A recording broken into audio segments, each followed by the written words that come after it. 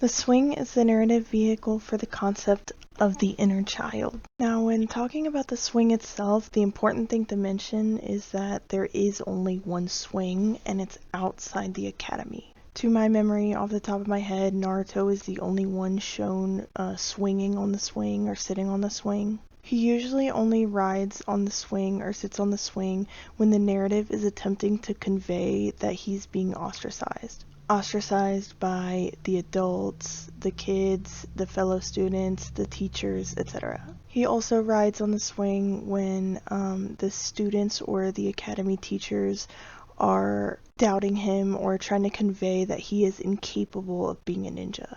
This is because narratively the swing and Naruto himself sitting on the swing is attempting to convey that Naruto, even though he is a ninja or an academy student or whatever, right, he's the only one really in touch with his inner child because he wasn't indoctrinated. I spoke about this in my previous video, but Naruto was pretty much the only child in the academy that was not indoctrinated.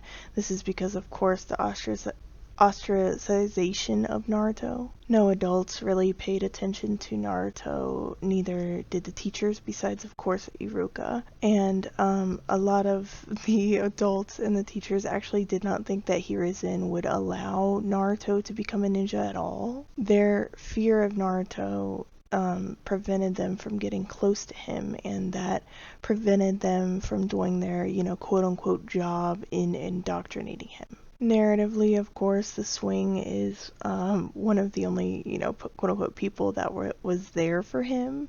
This leads the fandom to, call it Swing-kun, right? The swing is typically referenced or shown in flashbacks, primarily when Naruto relates to someone and sees a similarity in their situation, and this is usually when they are an enemy or an antagonist or just somebody Naruto generally has beef with. When Naruto relates to others, he usually comes to the conclusion that they could have been friends if they knew each other sooner.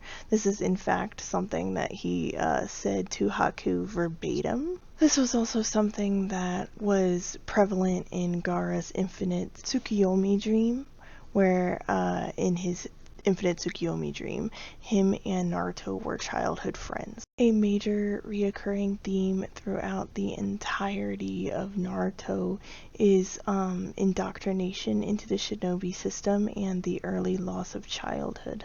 Pretty much every character in Naruto was robbed of their childhood in some way or another. Also, most, if not all, Academy students were indoctrinated. Some Academy students are indoctrinated more than others, and this is usually prevalent in their home life because there is Academy student academy indoctrination, and then there is indoctrination via your clan or your family. Something really important to note about the show and why Naruto and Naruto is as prevalent in the changing of the world and its systems as he is that most of Team 7 were not indoctrinated at home. Sakura did not have shinobi parents. Sasuke's clan did not include him in the meetings. He actually did not know about the the Uchiha coup d'etat. And then on top of that, the authority figures in the village neglected Sasuke after the coup d'etat. I assume it was just too awkward, maybe out of their sort of field of expertise on how to handle something that big and that grave in reference to such a small kid. So not only was that situation hard and that made it so the authority figures really just did not approach Sasuke, but also he was like a really good student. He was very smart, very studious, very quiet. These are things schools even in real life consider, to be a good kid or a good student. But that's also honestly really the problem because even in real life, it's like, being a good student, being correlated to how studious you are, how obedient, how quiet can be negative because it's like you really don't know what's going on in a child, anybody, but especially a child's mind and home. This made it so, of course, nobody questioned Sasuke and his mental well-being, but also in one of Kakashi's backstories. The Hokage, I'm not sure if it was Minato or Hiruzen, but one of the Hokage had the Anbu do a psychological evaluation on Kakashi to determine whether or not he had PTSD severe enough that it affected his, of course, mental, but also his missions. The conclusion that they came to was that he didn't, because he was able to conduct the mission. And I believe in that specific scene, Kakashi Chidori'd somebody without, asking or interrogating, but they were, technically, quote-unquote, a bad person, right? The enemy. So in the shinobi system, since Kakashi was able to, quote-unquote, do his duty, since he was able to still use ninjutsu and still be able to perform as a shinobi, he was considered mentally well enough to continue being a shinobi and to not get any further mental help or evaluation. Of course, when talking about the lack of indoctrination in the home, Naruto just had no parents, so he was neglected in his home life on top of being neglected by authority figures, which of course is the reason why he was not indoctrinated way more even than the other members of Team 7. And Kakashi is different. I did speak about this in my previous video where, Kakashi's father died young, and because he was so underdeveloped because he was a child, he adopted the belief system of those who betrayed his father. One of the reasons primarily is because he did not want to stain his father's honor, so he wanted to kind of be the heir, the offspring, the son who, does the, follows the rules more than anybody. He truly felt the responsibility of upholding the legacy of Sakumo, aka the White Fang of the Leaf. However, when we reference, Naruto and how he connects to people, with his inner child and through their inner child, and that's ultimately how he goes on to save and change the world. It's important to notice that some people are very similar to Naruto, even if they are not him. They're similar to him in, their constitution, their will, their personality, etc. So when it comes to the quote-unquote Naruto in Kakashi's childhood, that's primarily Might Guy with the influence of his father Might Dai and Obito. Those were his Narutos. So since Kakashi was already touched by, the will of Naruto and Ninshu and, love and stuff by Might Guy, Might Dai, Obito, he goes into his teaching job, especially with his past, experiences of suffering as a child and in the Anbu and everything. He goes into his teaching job with the reluctance and refusal to indoctrinate his team. This becomes even more apparent when you look at how Yamato, aka Tenzo, was the Jonin teacher and what he did for Team 7. Even Yamato acknowledged that aspect of Kakashi when he said, I'm not like Kakashi. I can't sit here and say, I'll protect you with my life because I don't know if I can. Yamato very closely followed the rules, and there were punishments for breaking them. However, in Kakashi's case, he was pretty lenient, especially when it came to Naruto, especially after the Land of Waves arc. Because in the Land of Waves arc, I spoke about this in my previous video, Naruto steeled his resolve to not be indoctrinated through the solidification of his ninja way. So, in the solidification of his ninja way, he said he's following his own path. The path that is straight and true without any regrets. He's following the way of Naruto. After the Land of Waves arc, Kakashi was a lot more lenient with Naruto and was let him break the rules more, kind of. Let him act on his own more. And this was very prevalent in, especially prevalent in situations where he's like, no, you can't act on your own right now. I think there was one moment in the Gurren arc in Shippuden where Kakashi was like, okay, wait, this is a lot more complicated than it usually is, so you can't really act on your own right now. Like I said earlier, when speaking about the indoctrination in the early loss of childhood, pretty much all characters in the series have experienced that. So I'm just going to mention the ones that I feel are the most relevant from my memory. The first one that is the most relevant would be Zabuza, who, suffered from the Blood Mist Village. I spoke of my theory in the previous video about how Zabuza may not have, been the demon that he portrayed himself to be. He may, he lied to himself about that. He may have killed the kids in his class so they don't become monsters to the system, so they don't become indoctrinated. And in doing so, to protect them, he had to shoulder the burden of the lie to himself, of the quote-unquote demon that he is. And then there is Haku, who was not exactly indoctrinated, but he did have the early loss of childhood. In awakening his Kekkei Genkai, his mother, got very mad at him, slapped him, I believe, and then apologized, but she was just scared. And then, his father sent a witch hunt, killed the mother, almost killed Haku. Haku killed the father and the villagers who came to witch hunt him. Haku's only option for survival at that point was to join Zabuza and become a shinobi when he really didn't want to be. In the next arc, the Chunin exam arc, the two examples of indoctrination in the early loss of childhood would be Neji and Gaara.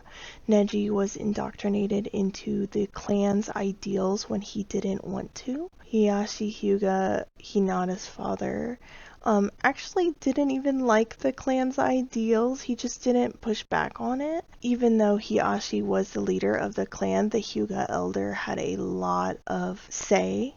He was actually the one who approached Hanabi and indoctrinated her, essentially, and that was why Hanabi decided to compete for the title of the leader of the clan, which dethroned Hinata. But actually, in the long run, that was a good thing, because that meant Hanabi did not get the curse mark upon her forehead. In my previous video, I spoke about projection and it not being a bad thing, it just being the belief systems or otherwise that stem from an unhealed version of yourself, and how if you want to progress further and move forward, you have to face inside of yourself and face those projections and figure out what they're trying to tell you. This is something very prevalent in Neji's journey, where he would always say, you have a fixed destiny, and his destiny is to protect the main branch of the Hyuga family. And this is where Naruto, called out that projection, and he was like, wait, you don't even really believe what you're saying, though, because you did hurt Hinata, honestly, to the point of her almost dying. Kabuto really actually saved her life. She was going into a cardiac arrest. If it were not for Kabuto, Hinata would have died. So, Naruto, with his inner child, faced Neji and pulled out his inner child and was like, hey, beyond this indoctrination, beyond this system, there is more. There is more within you. You just have to believe in what you can do, right? Naruto's specific quote really lives with me rent-free. It's something that I consider to be a mantra, if I'm being honest. It's a motto that I've used in my life for years. At the lowest, when I have no friends or family in my life to speak of, I always quote this quote. When Neji says, why are you trying so hard? Why don't you just give up? Even the people in the crowd, are like, we wouldn't judge you if you gave up, right? Like Sakura and Ino, like, you can actually, like, die out here. You did give it your all, they're kind of like, they're very worried about him, right? But Naruto, he says, because they called me a failure, I'll prove them wrong. Oh my god, it's such a good quote. I think about it all the time. It's genuinely my mantra. Anyway, but that really fucks with me. and it's so good, and it really lends to what I'm saying a lot, because Neji, he was always called a genius, and he is a genius, right? But for him to be a failure seems like the worst thing it can be. And even he called Naruto a failure several times. He called Hinata a failure, right? So for Neji to see Naruto, who, is quote unquote, right, a failure, to try so hard really ignites that spark in Neji. And by the end of, the tournament, he ends up, facing the inner child within himself and what he really wants to do and what he really wants to claim and build for himself, right? So are you going to, everybody has a point in their life where they're like, okay, am I going to claim the story that others project onto me, or am I going to write my own story and move forward with that? And that is ultimately what Neji decided to do. Now, when we mention Gaara and the indoctrination and the early loss of childhood, he kind of wasn't even indoctrinated. He was not indoctrinated into the shinobi system by his village. His father intended to kill him. He actually intended for him to be dead as a toddler, so there was really no need to indoctrinate him. However, that is the point, is his early loss of childhood, and I really like the portrayal of Gaara, because it really shows the difference firsthand in the difference between the villages and the nations, right? We see a little bit of it in the Land of Waves arc when they mention the Blood Mist Village and they mention how bad it is. And, Haku and Zabuza are like, you guys are from the Leaf and that's a cushy life, right?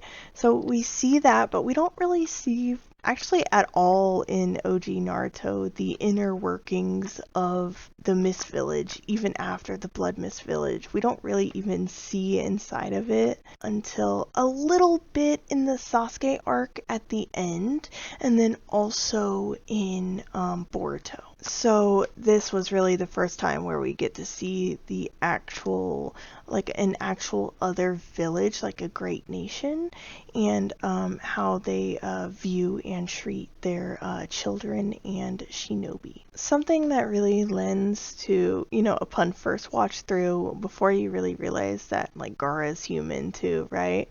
Especially when, you're so young, or if you watch it before you have an analytical lens, and you don't really notice how, fucked up it is. But, you see the sort of icon, childlike iconography alongside Gaara, right? Because he is a child.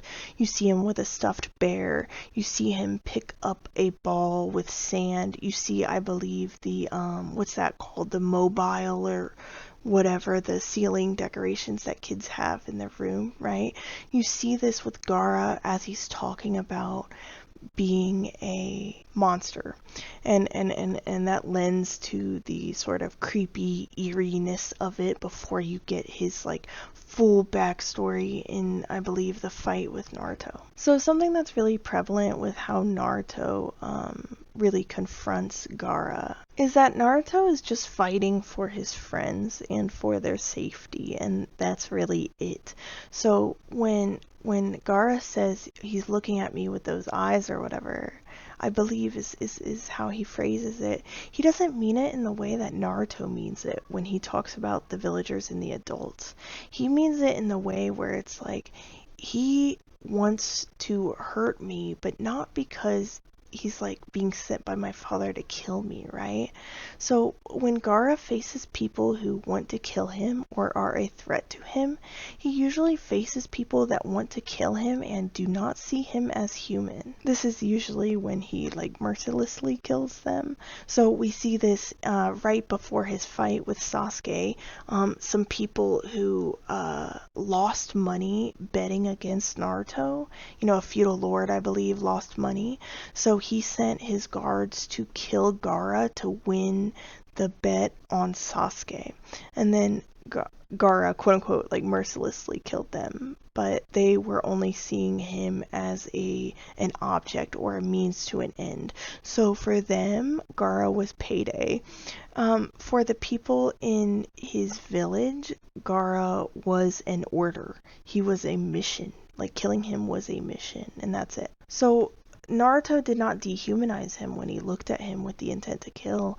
He actually was seeing him as human, but he was seeing him as, like, an obstruction to the path, right? And when we talk about Gaara and the early loss of childhood, it is incredibly important to talk about the tattoo on his forehead, which is, if you don't know, Yashimaru, who is Gaara's maternal uncle, tried to kill him under the orders of his father. When this happened, Gaara's sand, aka the will of his mother, killed Yashimaru, which is really significant because Gaara's mother had to kill her brother to protect her child. This is how important Gaara was to his mother. And then in doing that, the sand, aka his mother, imprinted the kanji for love on his forehead, which shows him that he'll always be loved, and he's always been loved. Of course, when we talk about indoctrination and we talk about the early loss of childhood in war and everything, we talk about Kakashi and we talk about how he misinterpreted the rules because it was, such a young age, right? Gaara misinterpreted the love on his forehead, right? It was Karuta, his mother, imprinted that on his forehead to show him that I love you and you're worthy of love, right? But because he lost love and he did not know about the will of his mother being why his sand has autonomy, right? He just lost the only person that showed him love in his mind, which is Yashimaru. And Yashimaru died saying, your mother never loved you. And then, obviously, she carved the kanji for love in his forehead. So Gaara believed what he was told and not what he felt because, he does not know that his mother's will is in his sand. So, like Kakashi, he took the route of, misunderstanding because he didn't understand, right? He's a kid. So he was like, I love only myself. I love only for myself. But he doesn't know what love is until Naruto. And like I said earlier, his infinite Tsukiyomi dream is him and Naruto being childhood friends, right? And that is the probably epitome of the connection of Ninshu and love and the connection of the inner child, and the swing and everything, right? That's probably the most relevant and most obviously conveyed of all the examples that I will give. And then, of course, Idate with the indoctrination, but also him not being explained why he failed the 10th question, and him thinking that that locks him into being a genin for the rest of his life when he doesn't even necessarily even want to be a shinobi. And of course I spoke about that in my previous video where I spoke about how him deserting the village led him to find his own path. But in Idate's story, he was betrayed by a chunin who was much older than him, which led him to have the early loss of childhood, which would be a lot worse if he did not meet Boss Jirocho, right? And it goes to show how in the series, children are not really protected by adults that could protect them. Ibiki really did not have the ability to teach, guide, and educate Idate on what it means to be a shinobi. And like I said, that was not even like something Idate really wanted to do. It was something, you kind of have to do, right? Also, in terms of indoctrination and the early loss of childhood, I think it's important to mention Guden and Yukimaru. Their case is a little bit different though. Guden was not from a shinobi village to my knowledge, but she was from a clan who uses crystal style. So I can't really speak about her being indoctrinated by the clan, but I can speak about her being indoctrinated by Orochimaru because that is what happened. Orochimaru will sometimes wait for clans to die or he will cause their death. I believe in that arc he caused their death by setting it on fire and then taking in Guden. And then this of course ties into the susceptibility to grooming that a lot of child shinobi have. I mean, that's really what happened to Idate with Aoi and Naruto with Mizuki, right? They were groomed by adults that they should have been able to trust. So, Orochimaru killing the entire Crystal Style user clan and taking in the child, aka Guden, obviously seems very intentional. It's the same that he did with Kimimaro. And this situation was also very complicated. And I'm actually gonna make a separate video just detailing this. But Orochimaru did this to Guden, right? And then he got another kid involved named Yukimaru. And he had Guden kill Yukimaru's mother. After the mother had saved, sheltered, and cared for Guden. This then led to a very complicated dynamic where Yukimaru really trusted Guden, and she was the one who killed Yukimaru's mother. And when that truth came out, Yukimaru and Guden had such a tight, close-knit bond that Yukimaru decided to stay with Guden, and they all eventually left Orochimaru and his influence, right? But this could only happen because Naruto was forced to be in close proximity inside of Isobu, right? The Three Tails, with Guden. And then Guden spoke about this to Naruto, and Naruto was like, hey, like, you know, because he sees that trauma, and he really meets people where they're at, and he's like, if you want to be with Yukimaru, you know, and you don't have any ulterior motives, right? Because he didn't trust Guden at first because she followed under Orochimaru, and obviously he has his reasons for not liking Orochimaru, but he eventually was the one who encouraged Guden to be there for Yukimaru. So, you know, underneath it all, Guden is a child and Yukimaru is a child, and Naruto, with his inner child, appealed to their inner child and helped them heal themselves, right? Because inner child work is really so important, because it's like I said in my previous video, we are all children underneath it all, like still. Like we grow up, but we don't really grow up. Like, and it's so important to work with your inner child to heal, to move forward in the world. Also, in terms of indoctrination and the early loss of childhood, it's important to talk about Sai and his brother, and thus also talk about Danzo. So I spoke about this in my previous video, but Danzo, you know, he had an inferiority complex, and him and Hiruzen were raised at a very precarious time, right? Where it's like they were actually literally the first generation born into the Leaf Village. So they experienced coming out of the village world, right? And also they experienced early village, world, right? So they were the generation within, the concept of villages who had it the roughest. So they more than likely seen a lot of shit, right? But, it seems like all Danzo really wanted was the recognition of Tobirama and Hashirama. And he acknowledged that Hiruzen was very brilliant and very selfless. And honestly, it's like, if you weren't forced to be a shinobi, I'm not even sure Danzo would want to be a shinobi. However, in that inferiority complex and that competition, and as he got older, and obviously he was also just kind of like, quote unquote, evil in general, right? Like very malicious, caused pretty much every tragedy in modern shinobi history. But in that inferiority complex, he copied the Blood Mist Village, honestly in a much more sinister way, because the Blood Mist Village has academy students kill each other. But I'm not exactly even sure how that is supposed to go, because he does it differently. So, when Zabuza killed the academy students, he killed them all in one go. So it seems like they were supposed to be in a room and each kill one person, right? That's kind of what it seemed like to me.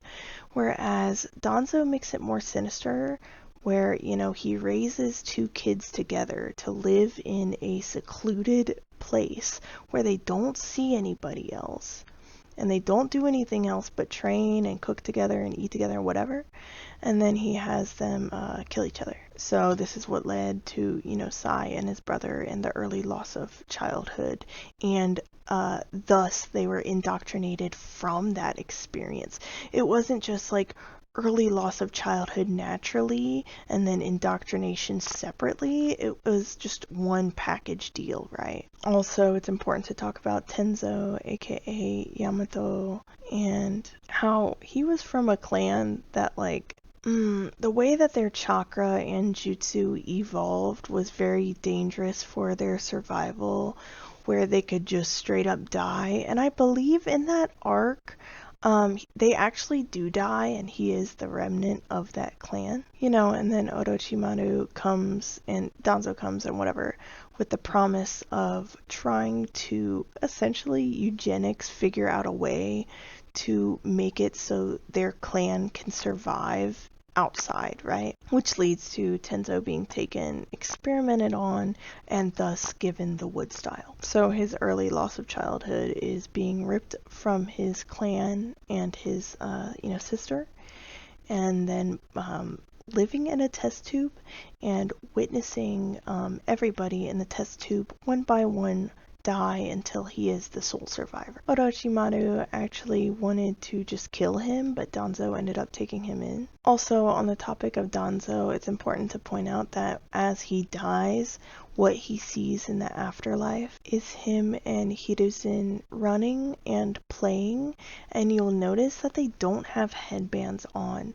Like, he's genuinely connecting with Hiruzen's inner child and bridging that gap of Ninshu, right? Even the most hated character known for committing the most evil deeds still wants to return to that inner child, and that's so important. I also want to mention Itachi in terms of the early loss of childhood and the indoctrination. Because he was a genius, he experienced existentialism at such a young age because his father placed him on the battlefield, right? And an important thing to note about Naruto world building is the existence of clans, especially clans that are politically relevant, right? So the Uchiha, right? The Nara, all them, right? Politically relevant. So Fugaku has something to, prove, right? He has to make an heir, right? So he takes Itachi onto these battlefields, and Itachi, being the kind, caring person that he is, tries to, especially like as a little kid, tries to give water to a man, and the man tries to kill him, and then Itachi kills the man, and he's like, Dad, why did he try to kill me when I tried to give him water? To which Fugaku replies something along the lines of, like, even if you're a kid or even if you help, the enemy sees the enemy as the enemy, and because of that indoctrination, they have to kill the enemy, right? So this led Itachi to have a lot of existentialism, which bordered, if not just straight out, was suicidal ideation, right? Like, he didn't try to kill himself technically when he jumped off that cliff because he knew he could save himself. I don't think he was actually intending to die.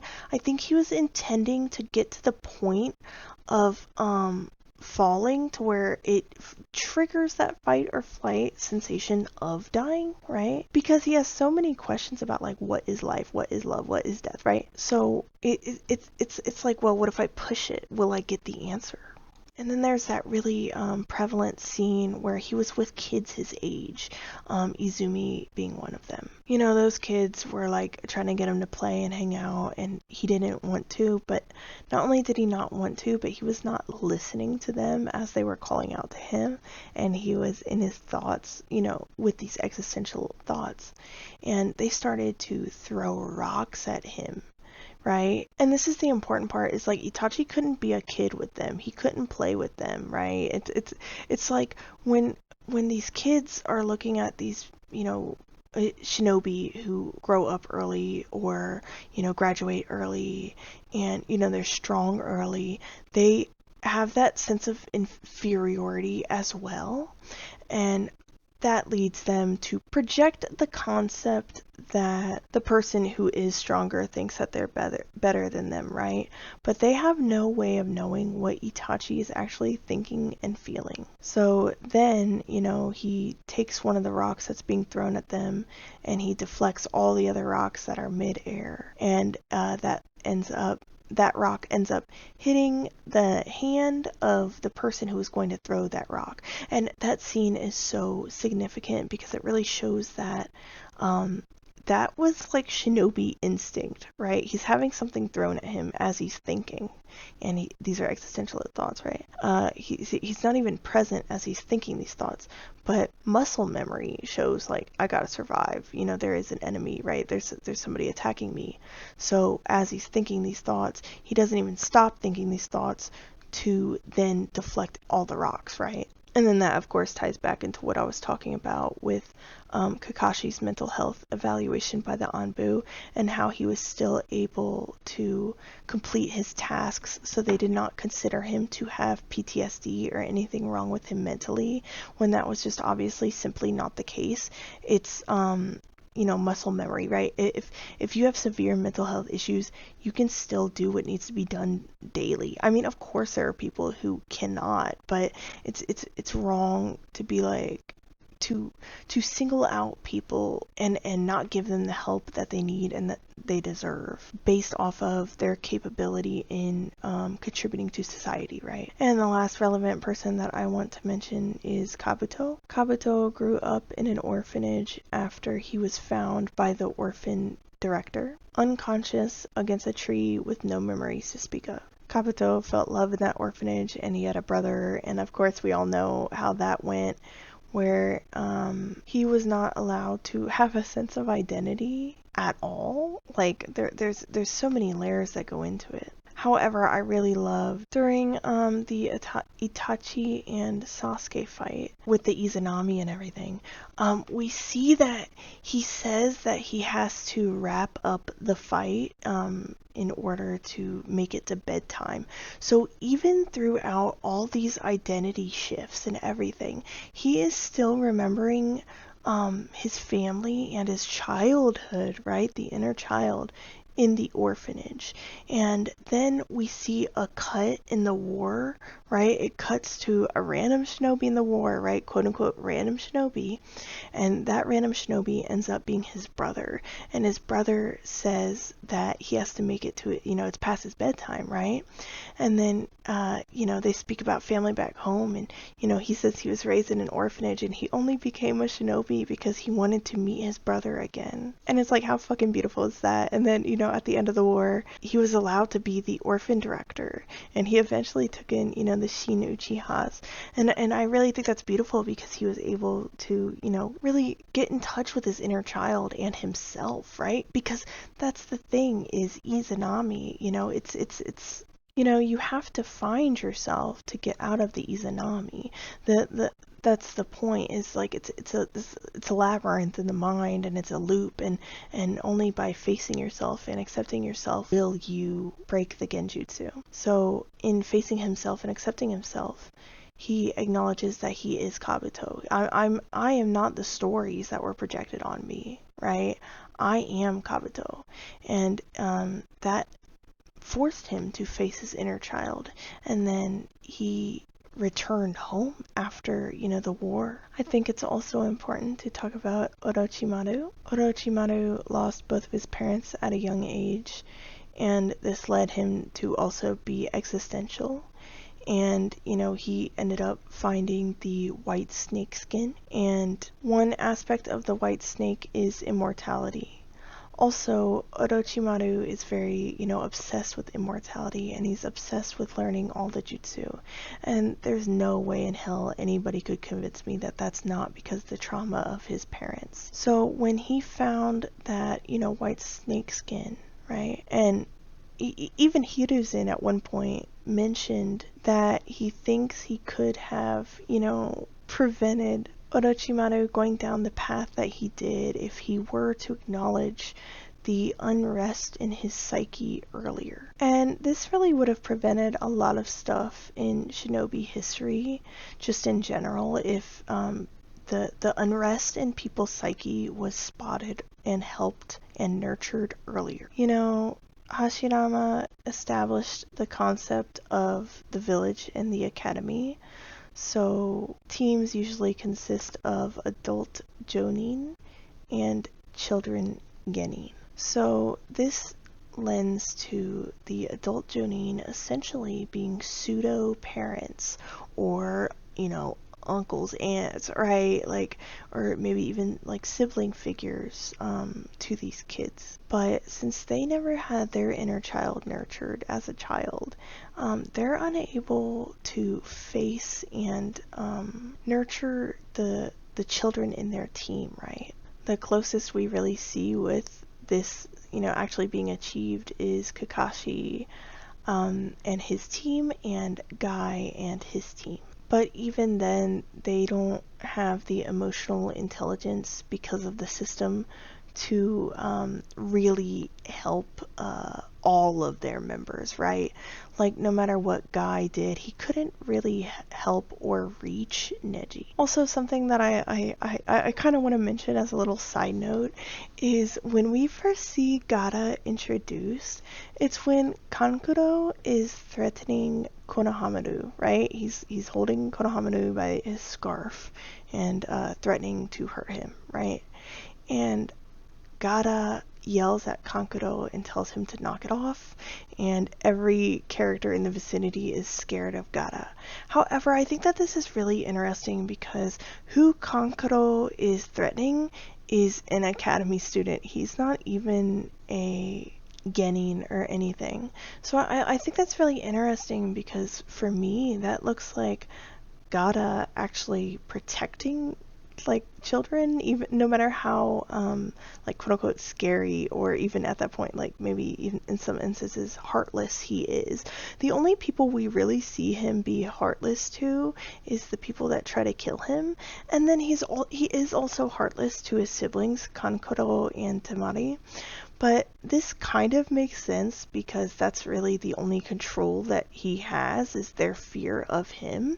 But also, they never really tried to get close to him because, for one, they were told by their father not to. And then, for two, they were also scared of him. They did not know him. But their father, like I said, prevented them from getting to know him. Also, when speaking about indoctrination, I feel like it's important to point out that Guy might die, and the people that they have affected and touched don't really adhere to the indoctrination. So when we look at the Land of Waves arc and how Sakura recounted one of the shinobi principles and how it was a shinobi cannot cry, when we look at Hiruzen's funeral, I feel like it's important to point out that Might Guy and Rock Lee were the only ones shown crying.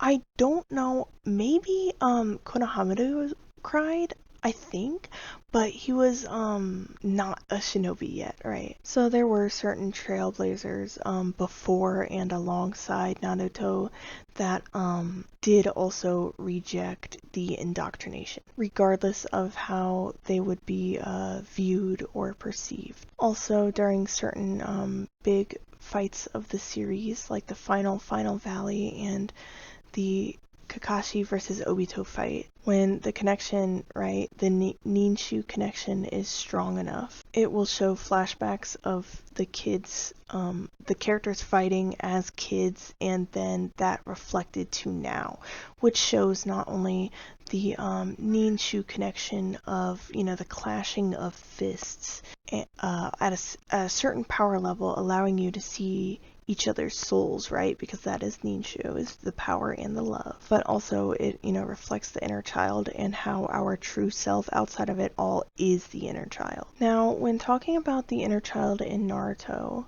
or children in Naruto, it's important to talk about the king. Hiruzen conveyed the concept of the king to Asuma, and Asuma conveyed the concept of the king to Shikamaru.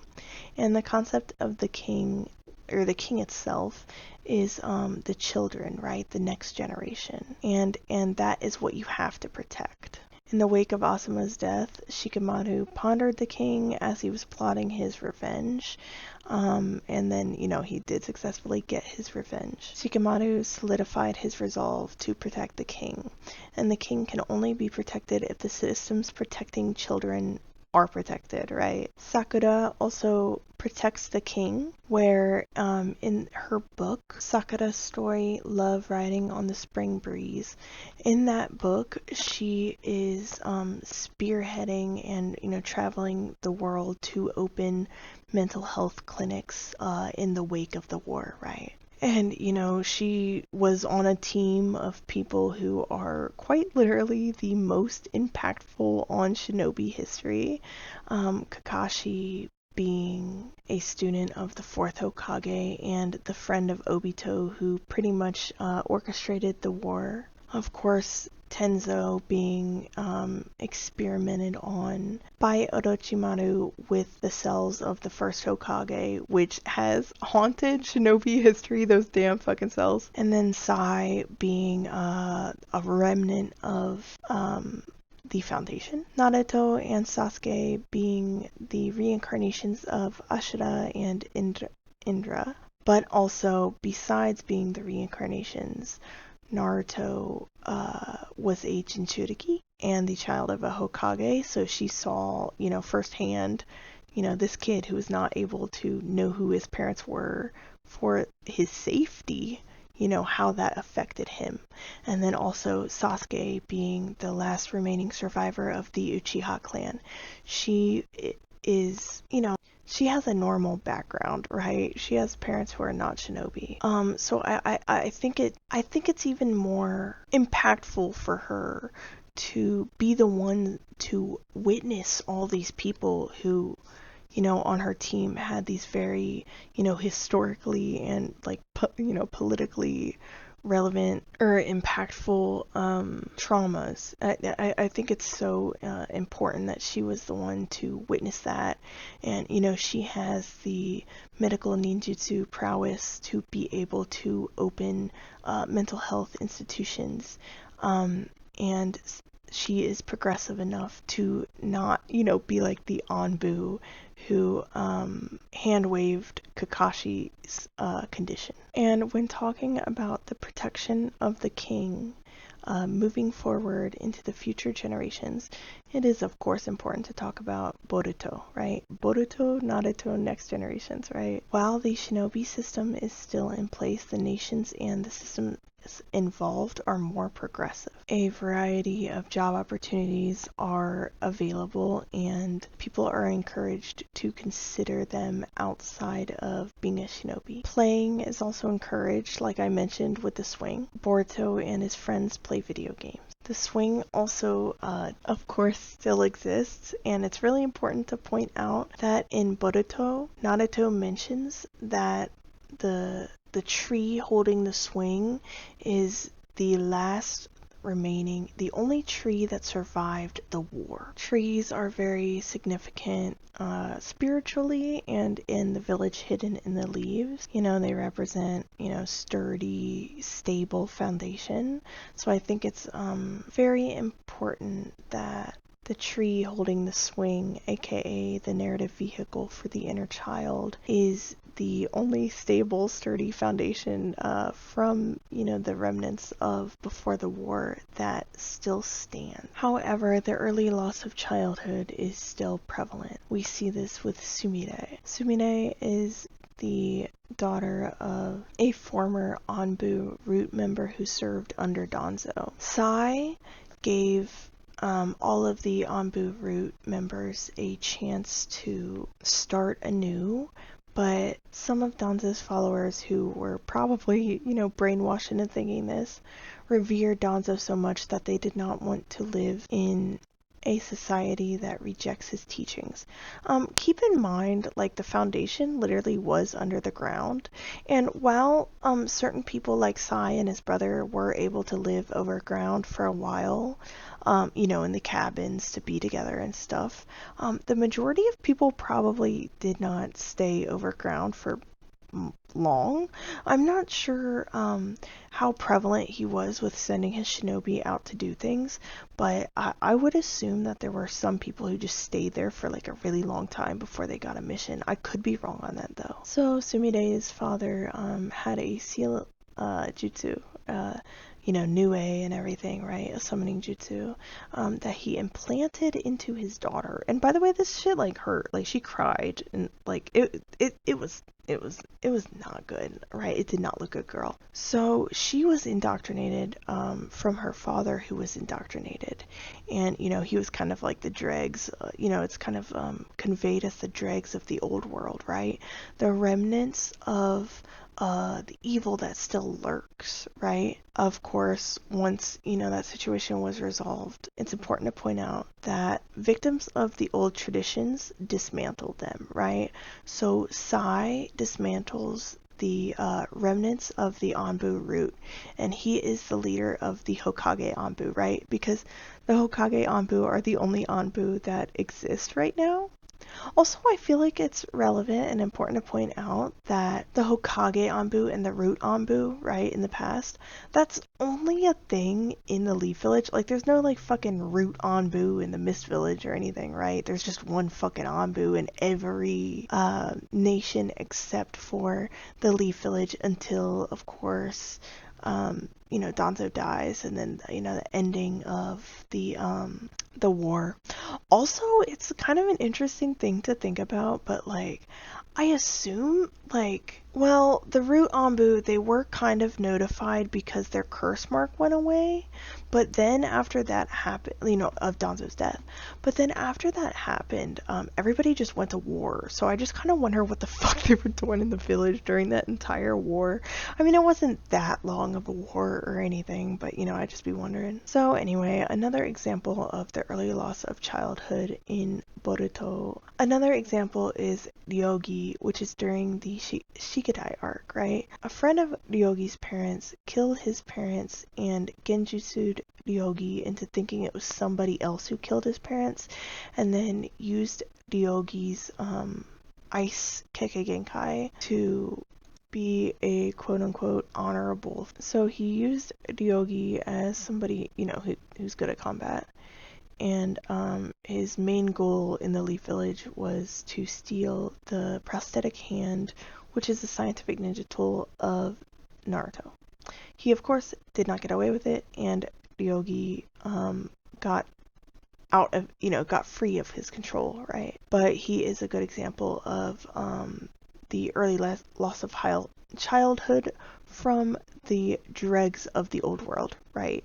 And then I think the most prevalent example of this in Boruto would be Kawaki. Of course, Kawaki has a different situation altogether than anybody else because he is essentially the foster child of an Otsutsuki. But even before he became the foster child of an Otsutsuki, he was the kid to an abusive drunk who lives in poverty and abuses Kawaki every day. So Jigen preyed upon kids who were neglected, abused, and abandoned, and bought them for a high price from their abusive parents in order to try to inject the karma into them. So, I talked about Orochimaru killing the members of a clan and then taking in a child from the clan to groom. And this is a similar concept. The systems in place in Boruto are not solid enough and set in stone enough to be able to reach smaller, like very, very smaller villages, very impoverished villages. So victims of childhood abuse, neglect, and all around shinobi grooming are still prevalent in those areas, right? Same with Ryogi, kind of same with Sumide, because they just hid out in the middle of nowhere. So to summarize, the swing is the narrative vehicle for the concept of the inner child. Naruto is the only one who uses the swing, and he is the only one who is not indoctrinated due to his neglect, right? Naruto, through the solidification of his ninja way, renounces the indoctrination of the shinobi way. Naruto relates to others, whether they should be considered an enemy or not, through the lens of the inner child. If we knew each other outside of all this, we could have been friends. We can be friends now. This allows them to see within themselves, to reveal their true self, which is their inner child. When people are able to heal themselves, they are thus able to heal those around them, which leads to further ninshu connections. Naruto bridges ninshu with everybody that he meets, which leads to most people seeing their true selves outside of it all, after seeing his heart and having their own heart seen in turn. This healing leads to the world being more united and all the great nations working together to reform the system, thus reforming the indoctrination. Victims of the old systems start to dismantle them and set up institutions or opportunities to help people who were affected by the war or the old systems to heal and move forward. Example, of course, would be Sai, Sakura, Tenzo, because he keeps an eye on Orochimaru. In Boruto, children are allowed to be children, and there are more general options moving forward for career paths. So something like that actually would have, of course, helped Idate not have to leave the village and his brother behind. Nobody is really forced into being a shinobi. Actually, they're kind of discouraged from it, or at the very least, the adults convey that, hey, since we don't need shinobi, we don't need anybody trying to be a shinobi who doesn't really want to be, right? We see that in the graduation exam with the bell test with Kakashi, right? Also, Boruto and his friends are shown playing games frequently, card games and video games. Something, little side note I want to point out is I really like how they show, them playing card games and video games, and I really like how when Kawaki is shown these card games and video games, he doesn't really actually care about it. He doesn't really understand it. He'll be like, why do you do that? I don't understand. It's kind of stupid, right? And I think that's really important because in real life, when you just in general, right? When you face trauma or when somebody faces trauma, like severe childhood trauma, when you were not allowed to have a childhood, right?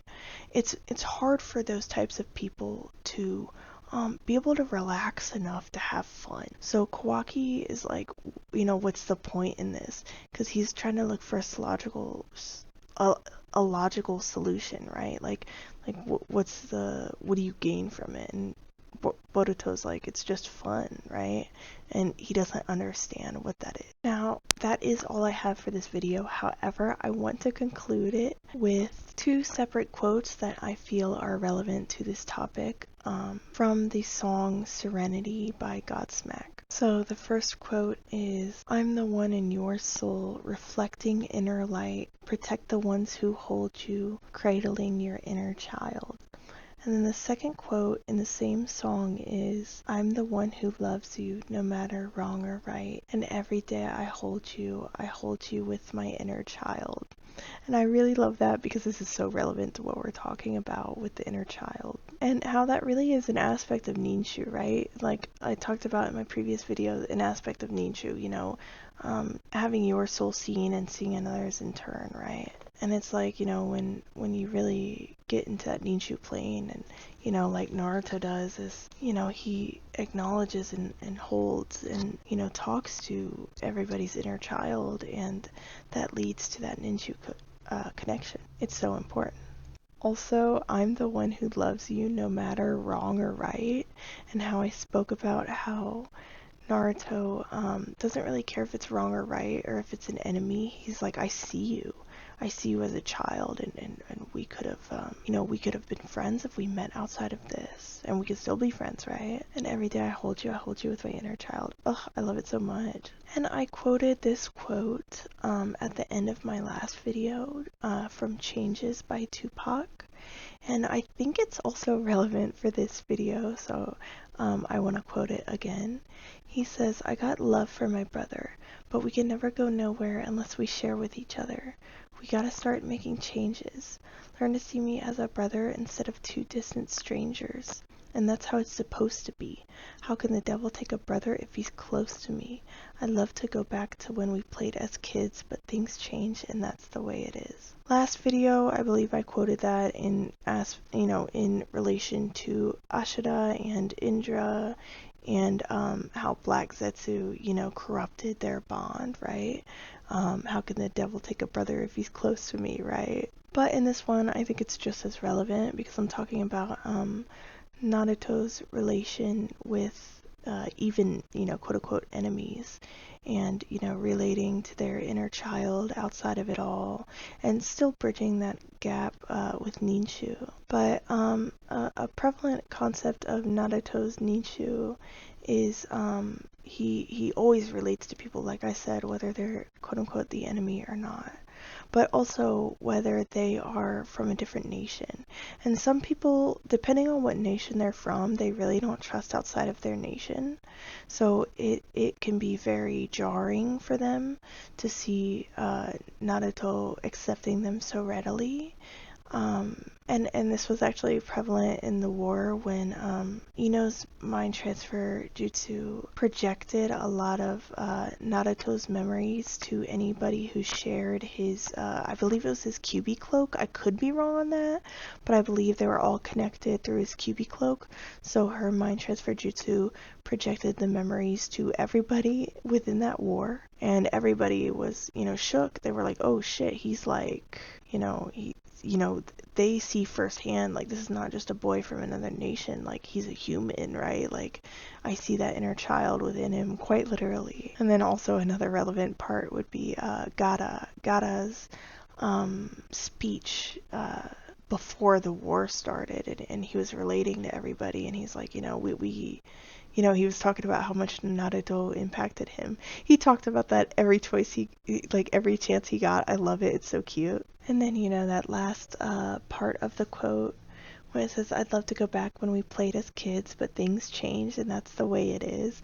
And how I was talking about how in the final valley, as they were fighting at one point, I think it showed their child selves fighting, and then also this was prevalent within Kakashi versus Obito fight, where it's like within the Ninshu connection, even through combat, you still see that inner child, right? Also, I think there's a quote that's also relevant. It was a post I saw going around on Tumblr like years ago, I think, but it was talking about, mutuals on Tumblr, and it's like, we all kind of suffered as kids. What if we knew each other, back then? And that is something that is so precious and important to me to think about, because I was also a loner as a kid, and I'm a loner now. I don't really have anyone in my life, right?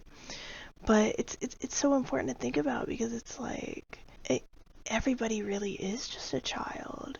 And what if we did know each other on the playground? What would have changed? And I really think that that's such an important question, even if obviously we there's no answer to the question. We don't know. We can't change our past, and that's important. But yeah, I really enjoyed making this video, but I'm very sleepy. It's 3 a.m.